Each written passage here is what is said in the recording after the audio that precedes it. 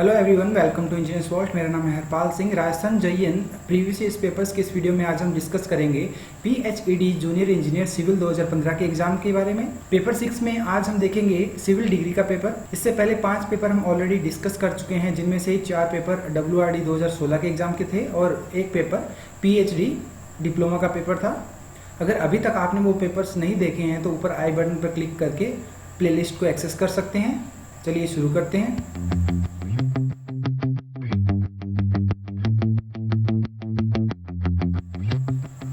इस पेपर में total 100 questions दिए गए हैं, जिनमें से 60 क्वेश्चंस टेक्निकल के क्वेश्चंस हैं और 40 क्वेश्चन नॉन टेक्निकल के क्वेश्चंस दिए गए हैं। ये 40 क्वेश्चन हम ऑलरेडी डिप्लोमा के पेपर में डिस्कस कर चुके हैं। इस पेपर में 40 क्वेश्चंस रिपीटेड हैं। जो नॉन टेक्निकल के क्वेश्चंस डिप्लोमा के पेपर में पूछे गए थे वो सेम क्वेश्चन इस पेपर में भी पूछे गए हैं। तो इन 40 क्वेश्चंस को हम इस पेपर में डिस्कस नहीं करेंगे। चलिए शुरू करते हैं। Question number 41, the maximum bending moment in a beam occurs where. Options दिए गए हैं। Shear force is minimum, shear force is maximum, shear force changes sign, deflection is zero.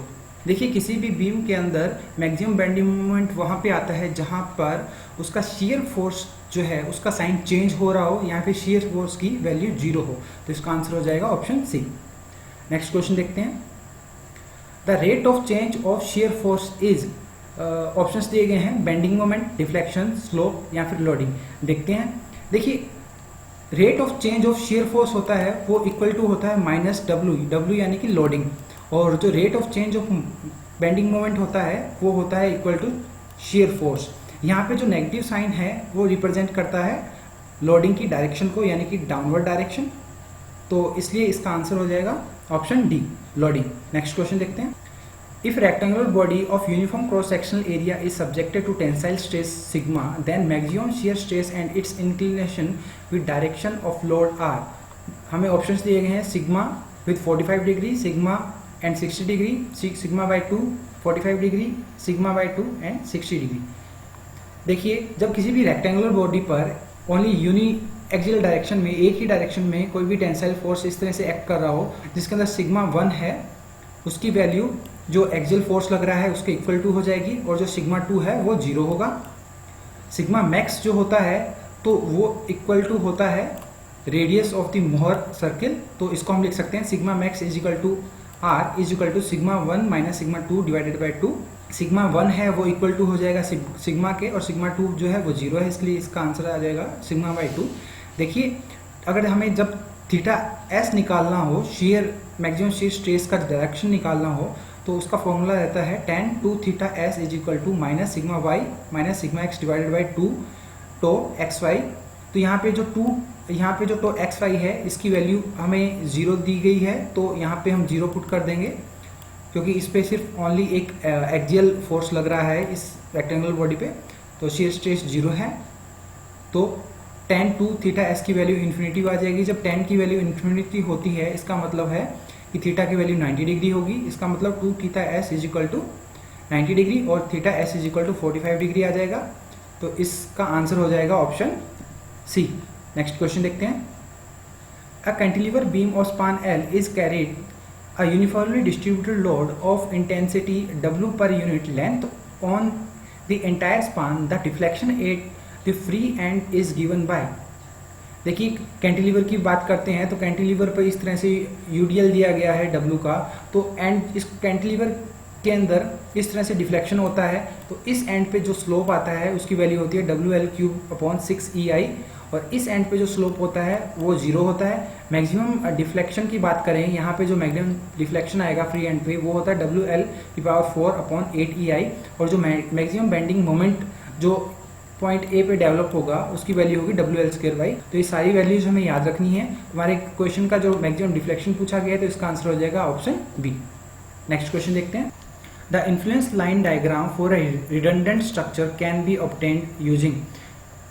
Options दिए गए हैं Castigliano theorem, principle of parity, superposition principle, Muller Breslau principal.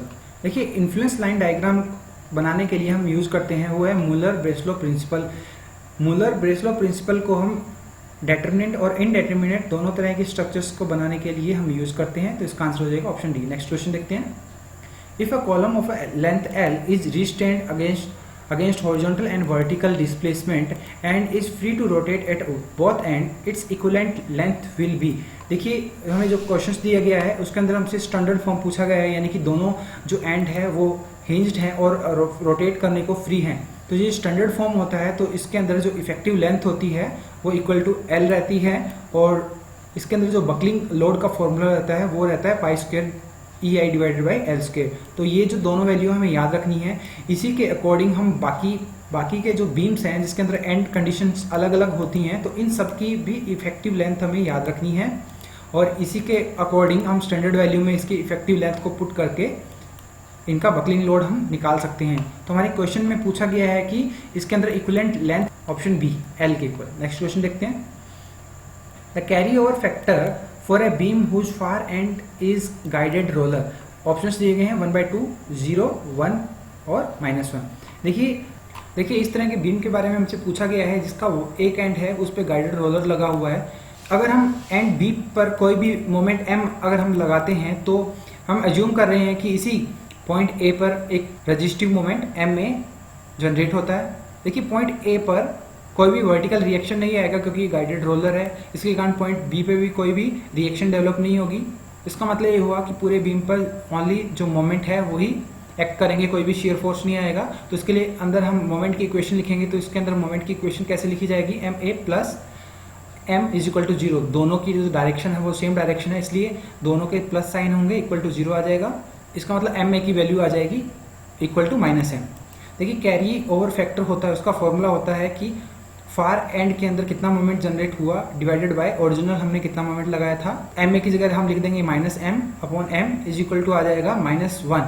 इसका मतलब ये है कि कैरी ओवर फैक्टर जो होगा किसी भी गाइडेड रोलर के लिए तो हो जाएगा ऑप्शन डी -1। नेक्स्ट क्वेश्चन देखते हैं। According to Eddy's theorem, the bending moment at any point in an arch is proportional to। Options दिए गए हैं vertical ordinate of linear arch, vertical ordinate of actual arch, intercept between actual arch and linear arch, intercept between the linear arch and funicular polygon. देखिए according to Eddy's theorem इस तरह का जो arch रहता है उसको एक्चुअल आर्च रहता है इस तरह से, और जो ऊपर वाला जो इस तरह से लीनियर डायग्राम दिखा रखा है ये रिप्रेजेंट करता है लीनियर आर्च को। तो एडी क्या बोलता है, इसके अंदर जो भी इन दोनों का जो वर्टिकल इंटरसेप्ट होगा, इन दोनों के बीच का जो डिफरेंस होगा वो प्रोपोर्शनल होगा बेंडिंग मोमेंट पे, उस पॉइंट पे। तो इसका मतलब हो गया कि ऑप्शन जो 3 दिया गया है intercept between actual arch and linear arch जो ये है, तो इसके प्रोपोर्शनल होगा bending moment. Option C correct हो जाएगा। नेक्स्ट क्वेश्चन देखते हैं। The degree of kinematic indeterminacy induced due to insertion of a hinge in a plane frame is.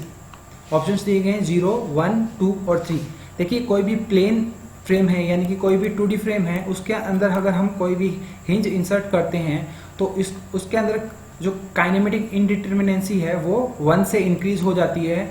अगर हम किसी भी 3D स्ट्रक्चर के अंदर कोई भी हिंज इंसर्ट करते हैं तो उसकी जो काइनेमेटिक इनडिटर्मिनेंसी है वो 2 से इंक्रीज हो जाती है। तो ये हमें याद रखना है, तो इस क्वेश्चन का आंसर हो जाएगा ऑप्शन बी। नेक्स्ट क्वेश्चन देखते हैं। The moment required to rotate the near end of a prismatic beam through a unit angle without translation when the far end is pinned is given by. देखिए जब far and pin होता है तो उसके अंदर उसकी जो स्टिफनेस होती है उसकी वैल्यू होती है 3EI/L, और अगर फार एंड फिक्स होता है तो उसके अंदर उसकी स्टिफनेस की वैल्यू होती है 4EI/L। तो इस क्वेश्चन का आंसर हो जाएगा ऑप्शन ए। नेक्स्ट क्वेश्चन देखते हैं। The ordinate of influence line diagram for bending moment always have a dimension of. The options दिए गए हैं force, length, force into length, force divided by length. देखिए bending moment के लिए अगर हम कोई भी इन्फ्लुएंस लाइन डायग्राम बनाते हैं तो उसकी जो डायमेंशन होती है वो लेंथ के इक्वल होती है। तो इसका आंसर हो जाएगा ऑप्शन बी। देखिए क्वेश्चन के अंदर अगर हमसे पूछते हैं कि शीयर फोर्स के लिए अगर हम कोई भी इन्फ्लुएंस लाइन डायग्राम बनाते हैं तो उसकी कोई भी डायमेंशन नहीं होती है, वो यूनिटलेस होता है। नेक्स्ट क्वेश्चन देखते हैं। The fixed and support in a real beam becomes space in conjugate beam. देखिए क्वेश्चन में पूछा गया है कि अगर कोई भी फिक्स्ड एंड है तो कॉन्जुगेट बीम के अंदर वो फिक्स्ड एंड किस में कन्वर्ट हो जाएगा, तो ऑप्शन हमें दिए गए हैं free support, roller support, fixed support या फिर पिन सपोर्ट। देखिए हम सारे के सारे जो हैं इनके बारे में देख लेते हैं। देखिए अगर कोई भी रियल बीम के अंदर हिंज्ड सपोर्ट होता है तो वो हिंज का हिंज ही रहता है। अगर कोई भी रोलर सपोर्ट होता है उसमें भी कोई चेंज नहीं आता, वो का रोलर रहता है। अगर कोई भी फिक्स्ड सपोर्ट होता है तो वो फ्री एंड के अंदर कन्वर्ट हो जाता है, और कोई भी फ्री एंड होता है तो कॉन्जुगेट बीम के अंदर वो फ्री एंड फिक्स्ड एंड हो जाता है। अगर कोई भी इंटीरियर सपोर्ट होता है तो वो इंटरनल हिंज हो जाता है, और कोई भी इंटरनल हिंज होता है तो वो इंटीरियर सपोर्ट हो जाता है। तो ये सारी चीज़ें हमें याद रखनी है। क्वेश्चन के अंदर हमें बोला गया है कि फिक्स्ड एंड है और वो कन्वर्ट हो जाएगा फ्री एंड के अंदर। ऑप्शन ए जो है करेक्ट हो जाएगा। नेक्स्ट क्वेश्चन देखते हैं। Increased fineness of cement, option में दिए गए हैं affects only early development of strength, affects only ultimate strength, both A and B, does not affect the strength. देखिए अगर हम सीमेंट को फाइन ग्राइंड करेंगे, अगर उसकी फाइनेंस को इंक्रीज करेंगे तो उसके अंदर जो स्ट्रेंथ गेन करने की जो रेट है अर्ली स्टेज के अंदर तो वो इंक्रीज हो जाएगी, लेकिन उसकी अल्टीमेट स्ट्रेंथ के अंदर कोई भी चेंज नहीं आएगा। तो इसका मतलब है इसका आंसर हो जाएगा ऑप्शन ए। नेक्स्ट क्वेश्चन देखते हैं। Lap length in compression shall not be less than space if phi is diameter of bar. Options दिए गए हैं 15 फाई, 20 फाई, 24 फाई और 35। देखिए क्वेश्चन के अंदर में पूछा गया है कि लैप लेंथ के बारे में बताना है, वो भी कंप्रेशन के अंदर। कंप्रेशन के अंदर जो लैप लेंथ होती है उसकी वैल्यू 24 फाई से कम नहीं होनी चाहिए। तो इसका आंसर हो जाएगा ऑप्शन सी। नेक्स्ट क्वेश्चन देखते हैं। For very large span bridge structure it is economical to use. Options दिए गए हैं RCC beam, pre stress beam, steel girder या फिर केबल स्टेड। देखिए इसका जो आंसर है वो है केबल स्टेड जो है वो लार्ज स्पान ब्रिजेस के लिए इकोनॉमिकल रहते हैं। देखिए केबल स्टेड ब्रिज और सस्पेंशन ब्रिज के अंदर हमें कंफ्यूज नहीं होना है।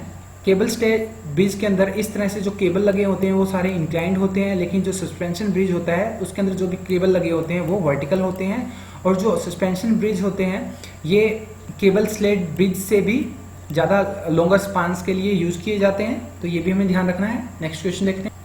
In limit state method, the limiting value of the depth of neutral axis using Fe415 grade of steel is। देखिए क्वेश्चन के अंदर हमें दिया गया है कि Fe415 ग्रेड का हम स्टील यूज कर रहे हैं, तो इसके लिए जो लिमिट स्टेट के अंदर डेप्थ ऑफ न्यूट्रल एक्सिस जो होती है वो होती है इक्वल टू 0.48 डी के इक्वल होती है। अगर क्वेश्चन के अंदर हमसे पूछा जाए कि Fe500 दिया गया है तो डेप्थ कितनी होगी, तो उसकी डेप्थ है और कम हो जाएगी, यानी कि हो जाएगी 0.46 डी। और अगर क्वेश्चन के अंदर पूछ ले कि Fe250 के लिए यानी कि माइल्ड स्टील के लिए, तो उसके अंदर डेप्थ जो है और इंक्रीज हो जाएगी। इसका मतलब ऑप्शन ए करेक्ट हो जाएगा। तो क्वेश्चन में पूछा गया है कि Fe415 के लिए, तो इसका आंसर हो जाएगा ऑप्शन बी। नेक्स्ट क्वेश्चन देखते हैं।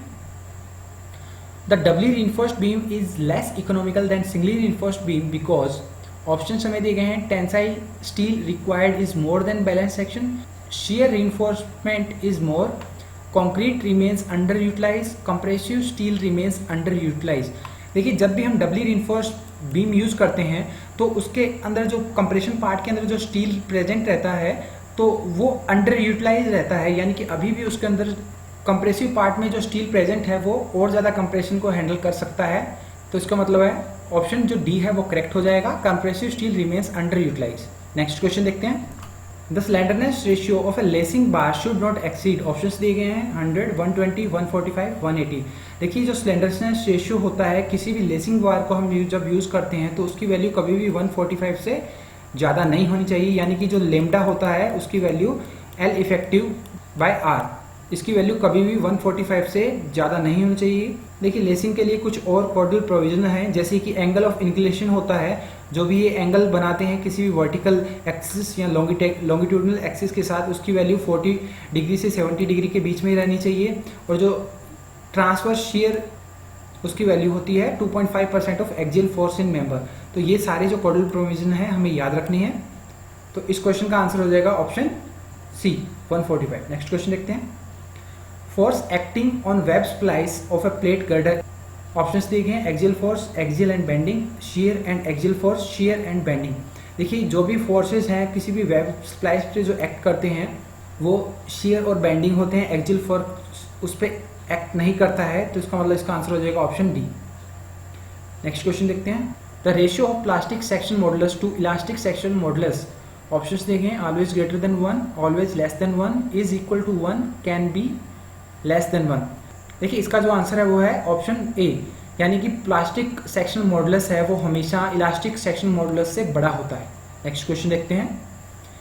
In a gusset base when the end of column is matched for complete bearing on the plate, then axial load is assumed to transfer to the base plate. Options हमें दिए गए हैं 100% through direct bearing, 100% through fastening, 75% through direct bearing and 25% through fastening, 50% through direct bearing and 50% through fastening. देखिए जब भी end of the column जो कि machined हो, यानी कि मशीन का यूज करके उनको बिल्कुल प्लेन कर दिए गए हों, तो जो हम एज्यूम करते हैं कि जो एक्सियल लोड जो ट्रांसफर हुआ है, तो वो हम एज्यूम करते हैं कि जो 50% लोड है वो डायरेक्ट बेयरिंग की वजह से ट्रांसफर हुआ है और जो 50% लोड है वो फास्टनिंग की वजह से ट्रांसफर हो रहा है। तो इसी के अकॉर्डिंग हम डिजाइन करते हैं। इसका आंसर हो जाएगा ऑप्शन डी। नेक्स्ट क्वेश्चन देखते हैं। Which of the following soils has more plasticity index? Option में देंगे क्ले, सैंड, सिल्ट और ग्रेवल। तो इसका आंसर है ऑप्शन ए, क्ले, यानी कि क्ले है उसका जो प्लास्टिसिटी इंडेक्स है वो बाकी सबसे ज्यादा है। नेक्स्ट क्वेश्चन देखते हैं।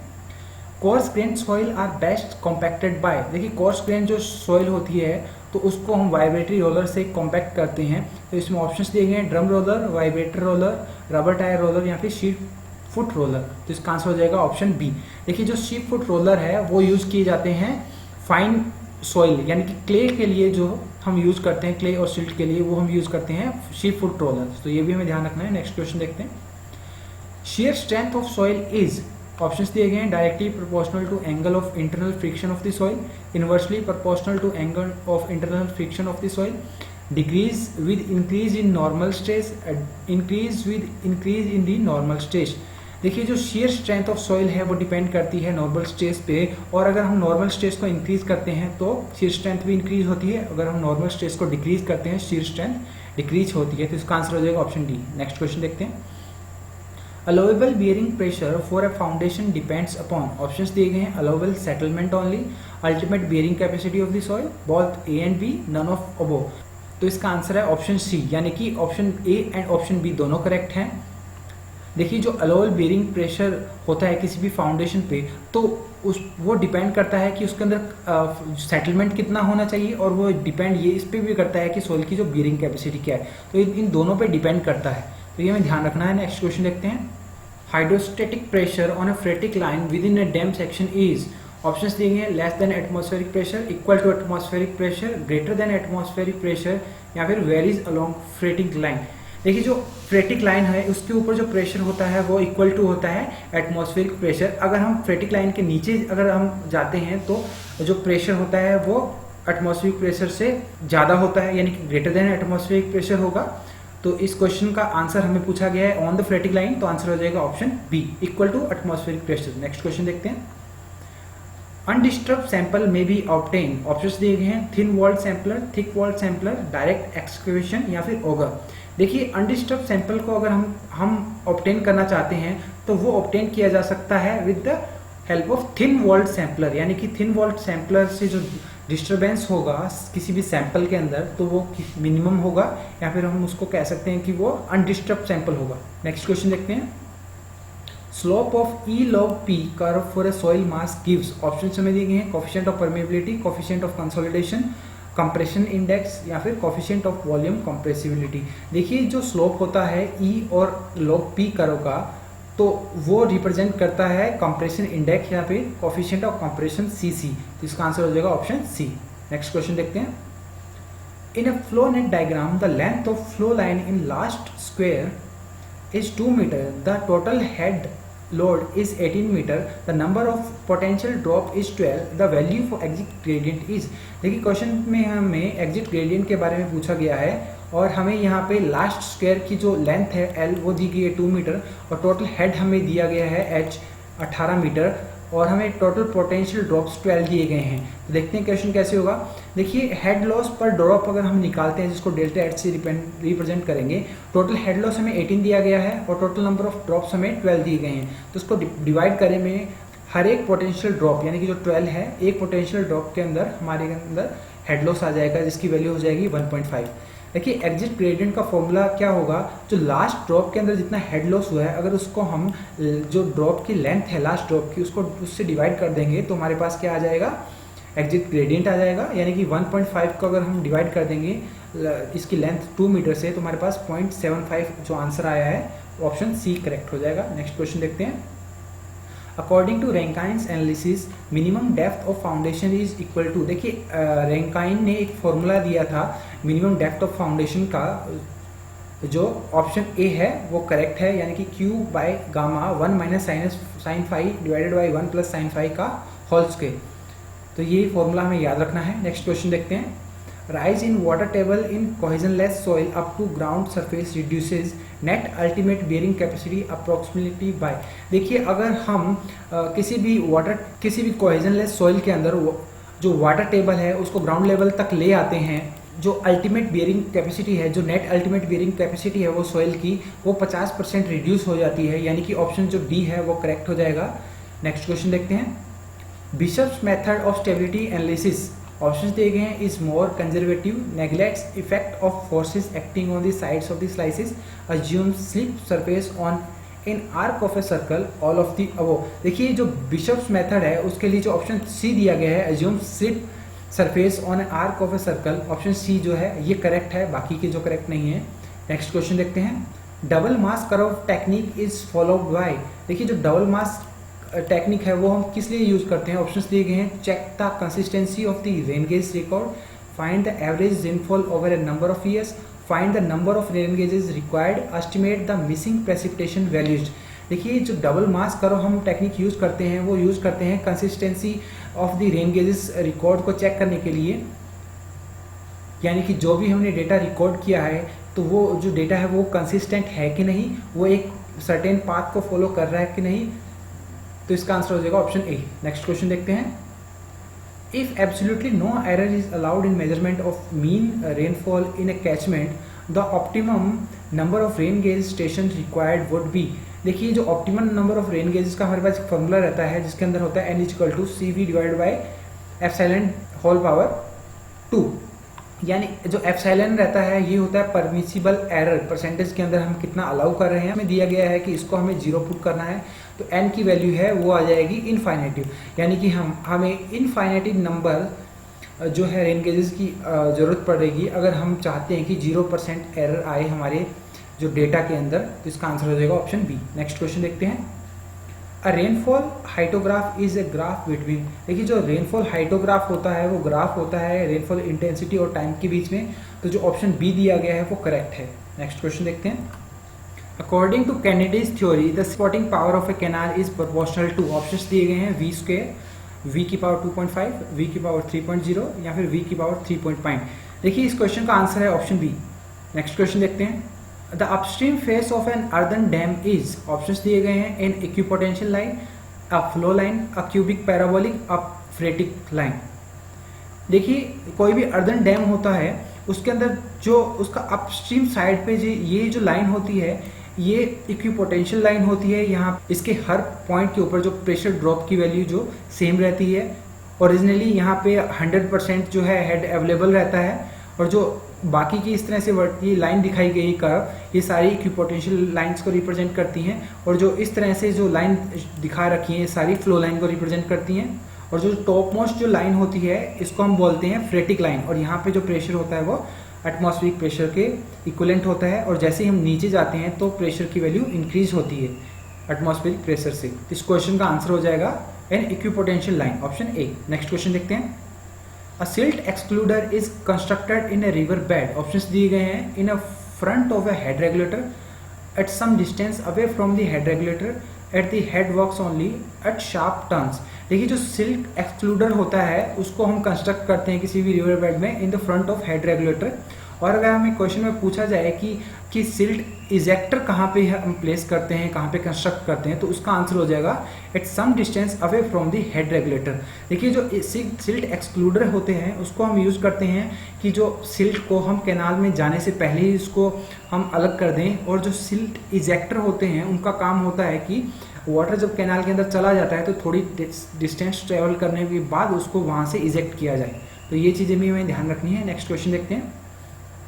If duty D is 1428 hectare per cumec and base period B is 120 days for an irrigated crop then delta in meters is given by. देखिए हमारे पास डेल्टा का डायरेक्ट फॉर्मूला है, delta is equal to 8.64 B by D. यहाँ पे delta metres के अंदर होता है, जो ड्यूटी डी है वो हेक्टेयर पर क्यूमेक में होती है, और जो बी है बेस पीरियड उसको हम डेज में पुट करते हैं। ये जो सारी जो वैल्यू हमें स्टैंडर्ड वैल्यू के अंदर दी गई है, डायरेक्ट हम वैल्यू पुट कर देंगे 8.64 मल्टीप्लाई बाय बी की जगह 120 और डी की जगह 1428, तो हमारे पास आंसर आ जाएगा 0.73 मीटर, ऑप्शन बी जो करेक्ट हो जाएगा। नेक्स्ट क्वेश्चन देखते हैं।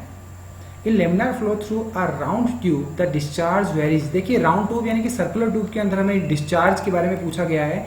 देखिए हमें पता है किसी भी लेमिनार फ्लो के लिए कि जो हेगन-पोजुले इक्वेशन है वो क्या होती है, Q is equal to pi by 8 mu और dp अपॉन dx r⁴। देखिए यहाँ पे जो म्यू है वो विस्कोसिटी होती है फ्लूइड की, जो r होता है वो radius of the circular tube रहता है, और जो dp होता है वह प्रेशर ड्रॉप होता है, माइनस साइन ड्रॉप प्रेशर के लिए दिया गया है। जो dp होता है जो प्रेशर के अंदर जो चेंजेस आए हैं पर यूनिट लेंथ dx, तो ये उसकी वैल्यू ये रहती है। तो हमें क्वेश्चन में पूछा गया कि डिस्चार्ज किस पे डिपेंड करता है। ऑप्शंस देख, लीनियरली एज विस्कोसिटी। देखिए लीनियरली जो वेरी नहीं करता है ये इन्वर्सली प्रोपोर्शनल होता है। As square of the radius, ये भी गलत हो जाएगा क्योंकि रेडियस की पावर 4 के प्रोपोर्शनल होता है। Inversely as a pressure drop, देखिए प्रेशर ड्रॉप के ये प्रोपोर्शनल होता है, इन्वर्सली नहीं होता, ये ऑप्शन भी गलत हो जाएगा। इन्वर्सली एज द विस्कोसिटी, तो ये करेक्ट हो जाएगा, आंसर डी है जो करेक्ट हो जाएगा। नेक्स्ट क्वेश्चन देखते हैं। In plane Poiseuille flow, the pressure gradient dp by dx is, options दिए गए हैं, equal to 0, always negative, always positive, may be negative और पॉजिटिव। देखिए अभी हमने पॉइज़ले इक्वेशन देखी थी जिसके अंदर माइनस dp अपॉन dx आया था, यानी कि जो जैसे ही हम लेंथ के अकॉर्डिंग आगे की तरफ बढ़ते हैं तो जो प्रेशर की वैल्यू वो डिक्रीज होती है, नेगेटिव होगा, ऑप्शन बी जो करेक्ट हो जाएगा। नेक्स्ट क्वेश्चन देखते हैं। A pipeline 20 cm in diameter, 100 meter long, conveys oil of specific gravity 0.9 and viscosity of 0.15 Newton second per meter square. If velocity of oil is 1.5 meter per second, the pressure difference at the two ends of the pipeline is। देखिए हमें pressure difference पूछा गया है, तो हम फिर से वो हेगन-पोइज़ले इक्वेशन को देखेंगे जिसके अंदर ये फॉर्मूला आपने हम ही देखा था। देखिए इसी इक्वेशन से हम dp की वैल्यू जब हम निकालते हैं तो वो आ जाती है dp is equal to 32 mu u l divided by d square. देखिए यहाँ पे हमें जो म्यू की वैल्यू हमें दी गई है, यहाँ पे जो हमें एवरेज वेलोसिटी 1.5 दी गई है, लेंथ की भी हमें 100 मीटर दिया गया है, और यहाँ पे डायमीटर हमें 20 सेंटीमीटर दिया गया है, जिसको अंदर मीटर के अंदर हम कन्वर्ट कर लेंगे। ये सारी वैल्यू इस फॉर्मूले के अंदर हम पुट करेंगे तो हमारे पास जो dp है, चेंज इन दी प्रेशर जो है वो आ जाएगा 18,000 न्यूटन पर मीटर स्क्वायर, यानी कि ऑप्शन सी है जो करेक्ट हो जाएगा। नेक्स्ट क्वेश्चन देखते हैं। The road geometric in India is design for, options दिए गए हैं 30th highest hourly traffic volume, 50th highest hourly traffic volume, 75th highest hourly traffic volume, 98th highest hourly traffic volume. देखिए India के अंदर जो हम जियोमेट्रिक डिज़ाइन करते हैं किसी भी रोड का, तो हम यूज़ करते हैं 30th highest hourly traffic volume, यानी कि ऑप्शन ए जो करेक्ट हो जाएगा। देखिए हमें कई बार कंफ्यूज हो जाते हैं, यहाँ पे 98th परसेंटाइल जो स्पीड होती है उसके अकॉर्डिंग हम डिज़ाइन करते हैं, लेकिन यहाँ पे 90th highest hourly traffic volume दिया गया है, तो ये गलत है। तो हमें कंफ्यूज नहीं होना है, हम road design 30th highest hourly traffic volume के अकॉर्डिंग करते हैं। नेक्स्ट क्वेश्चन देखते हैं। In the context of flexible pavement design, the ratio of contact pressure to tire pressure is called rigidity factor. This factor is less than unity when the tire pressure is। देखिए question के अंदर हमें rigidity factor की definition दी गई है, R is equal to C/T दिया गया है। हमसे क्वेश्चन के अंदर पूछा गया है कि अगर R जो rigidity factor है उसकी वैल्यू यूनिटी से क्या हो जाएगी, कम हो जाए, लेस देन 1 हो जाए, तो हमसे पूछा गया है कि टायर प्रेशर, जो ये टायर प्रेशर है इसकी वैल्यू क्या होगी। ऑप्शंस दिए गए हैं less than 0.56, equal to 0.56, equal to 0.7 और मोर देन 0.7 न्यूटन पर mm स्क्वायर। देखिए जो रिजिडिटी फैक्टर होता है टायर प्रेशर, और जब हम जो कॉन्टैक्ट प्रेशर के अंदर हम ग्राफ बनाते हैं तो इस तरह से वो ग्राफ रिप्रेजेंट होता है। और ये जो ग्राफ है इसके अंदर अगर कॉन्टैक्ट प्रेशर और जो टायर प्रेशर की वैल्यू 7 हो जाती है तो इसके अंदर रिजिडिटी फैक्टर की वैल्यू जो 1 हो जाती है इस पॉइंट पे अंदर। और अगर हम कॉन्टैक्ट प्रेशर को इस तरह से बढ़ा देते हैं तो रिजिडिटी फैक्टर की वैल्यू 1 से कम हो जाएगी। और क्वेश्चन के अंदर हमसे पूछा गया टायर प्रेशर के बारे में। देखिए टायर प्रेशर को अगर हम क्या करेंगे, बढ़ा देंगे, टायर प्रेशर को हम इंक्रीज कर देंगे 7 kg पर सेंटीमीटर स्क्वायर या फिर 0.7 न्यूटन पर mm स्क्वायर से इसकी वैल्यू को बढ़ा देंगे, तो इसका मतलब है वैल्यू आ जाएगी जो लेस देन 1 आ जाएगी। तो इसका आंसर हो जाएगा ऑप्शन डी कि टायर प्रेशर को अगर हम 0.7 न्यूटन पर mm स्क्वायर से ज़्यादा कर देंगे तो रिजिडिटी फैक्टर की वैल्यू लेस देन 1 हो जाएगी। नेक्स्ट क्वेश्चन देखते हैं। Grade compensation is not necessary for gradient flatter than. Options दिए गए हैं 1%, 2%, 3%, 4%। देखिए अगर कोई भी ग्रेडियंट 4% से कम होती है रोड के लिए तो उसके लिए अंदर हमें कोई भी ग्रेड कंपनसेशन लगाने की जरूरत नहीं होती है, तो आंसर आ जाएगा ऑप्शन डी। नेक्स्ट क्वेश्चन देखते हैं।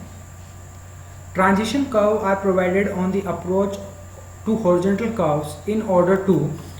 ऑप्शंस दिए गए हैं increase jerk to allowable levels, minimise the length of the horizontal curve, simplify the layout and construction of the horizontal curve, या फिर रिड्यूस जर्क। जो सडन जर्क लगता है जब भी हम किसी भी रोड के अंदर अचानक से टर्न ले लेते हैं तो उसको एक अलाउएबल लेवल तक लेके आने के लिए हम ट्रांजिशन कर्व का यूज करते हैं, तो इसका आंसर हो जाएगा ऑप्शन डी। नेक्स्ट क्वेश्चन देखते हैं। एज पर IRC the maximum possible width of vehicle will be. Options दिए गए हैं 2.44 मीटर, 3.44 मीटर, 1.88 मीटर या फिर 4 मीटर। देखिए एज पर IRC जो मैक्सिमम विड्थ होती है किसी भी व्हीकल की वो होती है 2.44 मीटर, तो इसका आंसर है ऑप्शन ए। नेक्स्ट क्वेश्चन देखते हैं। Benkelman beam deflection method is used for design. Options दिए गए हैं rigid overlay on rigid pavement, flexible overlay on flexible pavement, flexible overlay on rigid pavement या फिर rigid overlay on flexible pavement. देखिए जो बंकेलमैन beam deflection method है हम वो यूज करते हैं फ्लेक्सिबल पेवमेंट के लिए, इसका आंसर हो जाएगा ऑप्शन बी जो flexible overlay on flexible pavements के लिए हम यूज करते हैं। नेक्स्ट क्वेश्चन देखते हैं। Maximum value of CBR percentage required for granular sub base as per ministry of surface transport MOST specification is.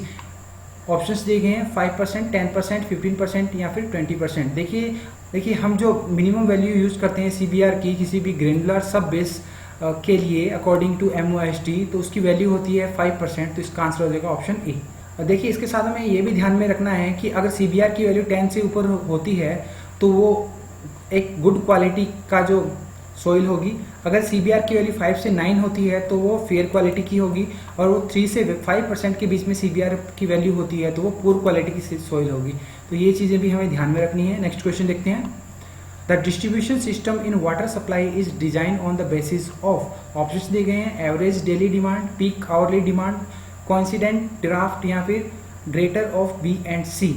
देखिए जो हम डिस्ट्रीब्यूशन सिस्टम किसी भी वाटर सप्लाई के लिए जो हम डिज़ाइन करते हैं तो वो हम डिज़ाइन करते हैं पीकली आवरली डिमांड के लिए या फिर कोइंसिडेंट ड्राफ्ट। इन दोनों में से जो भी मैक्सिमम होगा उसके लिए हम यूज जो है इसको डिज़ाइन करते हैं, तो मतलब इसका आंसर हो जाएगा ऑप्शन डी। देखिए जो कोइंसिडेंट ड्राफ्ट होती है इसका मतलब होता है कि maximum daily demand plus fire demand को ही हम कोइंसिडेंट डिमांड बोलते हैं, तो ये भी हमें ध्यान रखना है। नेक्स्ट क्वेश्चन देखते हैं। The turbidity which can be seen with naked eyes is of the order of. Options दिए गए हैं 1 JTU, 2 JTU, 3 JTU या फिर 5 JTU। देखिए कोई भी 5 JTU के ऊपर या फिर 5 JTU की कोई भी टर्बिडिटी है तो उसको हम नेकेड आइज से डिटेक्ट कर सकते हैं, तो इसका आंसर हो जाएगा ऑप्शन डी। नेक्स्ट क्वेश्चन देखते हैं। The color of water for domestic supplies on standard platinum cobalt scale should not exceed। Options दिए गए हैं 0 to 5 ppm, 5 to 10 ppm, 10 to 20 ppm या फिर 20 to 50 ppm। देखिए अगर हम जनरल वाटर की बात करें तो हमारे लिए जो डिजायरेबल लिमिट होती है वो होती है 5 TCU और जो कॉज ऑफ रिजेक्शन होता है 25 TCU। अगर हम स्पेशली अगर हम डोमेस्टिक सप्लाई डोमेस्टिक वाटर की बात करें तो उसकी जो वैल्यू होती है 10 TCU डिजायरेबल होती है और 20 TCU जो होती है वो कॉज ऑफ रिजेक्शन होता है, तो इसका जो आंसर हो जाएगा वो आंसर हो जाएगा ऑप्शन सी। तो ये टेबल हमें ध्यान रखनी है। नेक्स्ट क्वेश्चन देखते हैं। Consider the following condition of volume of mixed liquor suspended solid 2700 milligram per liter, settled volume 270 ml. Based on this data, the sludge volume index would be। Options दिए गए हैं 2700, 100, 270 या फिर 27। देखिए जो स्लज वॉल्यूम इंडेक्स होती है तो हमें उसकी जो यूनिट है वो हमेशा याद रखनी चाहिए, क्योंकि हम यूनिट से ही डायरेक्ट उसकी वैल्यू निकाल सकते हैं। तो जो स्लज वॉल्यूम इंडेक्स SVI होता है तो उसकी जो यूनिट होती है वो होती है ml पर ग्राम। तो इसका मतलब है कि हमें जो ये ml दिया गया है 270 ml, उसको अगर हम इसको जो ग्राम में कन्वर्ट करते इससे डिवाइड कर देंगे तो हमारे पास SVI की वैल्यू आ जाएगी। तो ये 270 ml है, उसको हम डिवाइड कर देंगे 2700 को अगर हम ग्राम पर लीटर में, यानी कि 1 लीटर के अंदर कितने ग्राम आएंगे 2.7 ग्राम, उससे डिवाइड कर देंगे तो हमारे पास आंसर आ जाएगा 100 ml पर ग्राम। आंसर ऑप्शन जो बी है वो करेक्ट हो जाएगा। नेक्स्ट क्वेश्चन देखते हैं। The growth of algae is useful in, options दिए गए हैं sedimentation tank, slow sand filter, oxidation pond या फिर स्लज डाइजेशन टैंक। देखिए जो ग्रोथ ऑफ एल्गी है वो यूजफुल रहती है ऑक्सीडेशन पॉन्ड के लिए। इसका आंसर जो ऑप्शन सी है वो करेक्ट हो जाएगा। नेक्स्ट क्वेश्चन देखते हैं।